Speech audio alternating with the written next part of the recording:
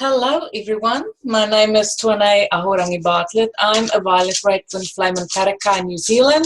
This is your 3-card tarot spread for the 14th of May 2018. May is an exciting month. Uranus is changing signs from Aries into Taurus on the 15th, that's tomorrow. And what else is happening? We've had Chiron switching signs from Pisces into Aries. We have the new moon in Taurus at the same time as Uranus is changing signs.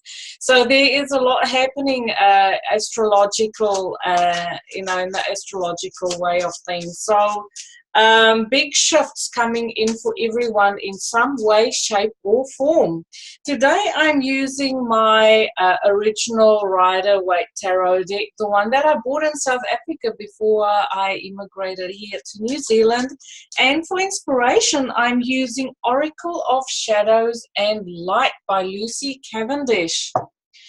Okay, I'll draw us 3 cards. I hope everybody had a nice weekend. There's a card that fell out of the deck and I will pick it up because tarot is alive.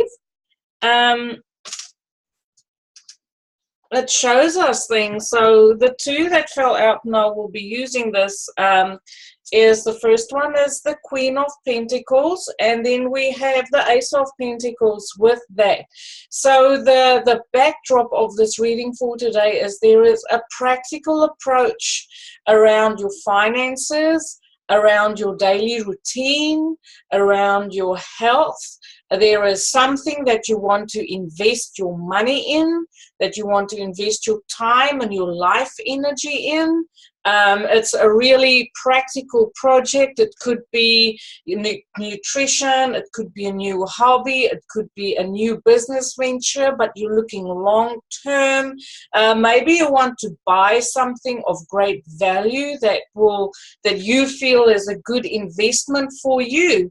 We start our day off with the Page of Wands. So this is stepping out into the new. This is starting over on something. It's a very entrepreneurial kind of energy. It's a young energy. So there might be a person, that's quite a bit younger than you that might start your day off with having a connection with this person or a conversation with this person. It could be a child, or it could just be someone who is very flamboyant, outgoing, and adventurous. Then we have the Queen of Swords. So there might be some of us who is going to have a conversation with a child or with a younger, a younger member of the family.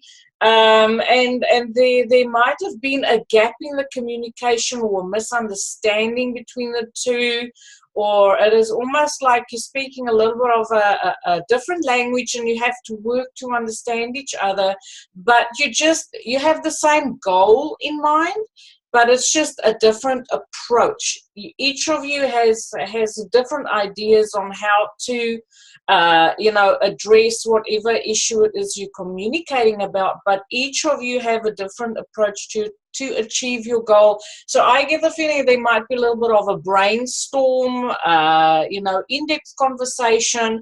For the most part of the day, there will be something like that going on. And for the end of the day, we have the 7 of Swords. So 7 of Swords, yes, it can be a little bit like the 2 people speaking to each other might not be 100% honest with each other, or they're trying to manipulate the outcome through maybe keeping quiet about, not speaking everything out. So it's not necessarily lying, but it's most probably keeping quiet about stuff that could have been said, or it could just be plain old good miscommunication.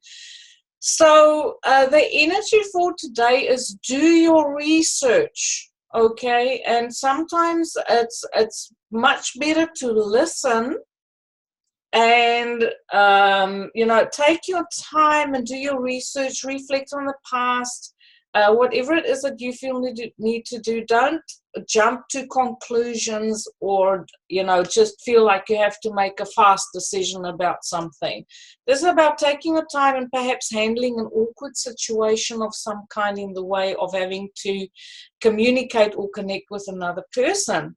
Our card for inspiration is Ghosts of the Past. So this could be someone from your past popping up, and there's a situation concerning the past that you have to address and speak about and sort things out. And the reason for things from the past coming to a head now, I feel, is because Uranus is in the very last degrees of Aries. There is sort of like a review of this. Okay, well, what have we learned over the last 8 to 9 years since 2010 that we feel is unfinished, that we need to tie the loose ends, we need to complete it, whether it's relationships, contracts, but there is things coming from the past for you to have another look at it, to say, okay, am I done with this?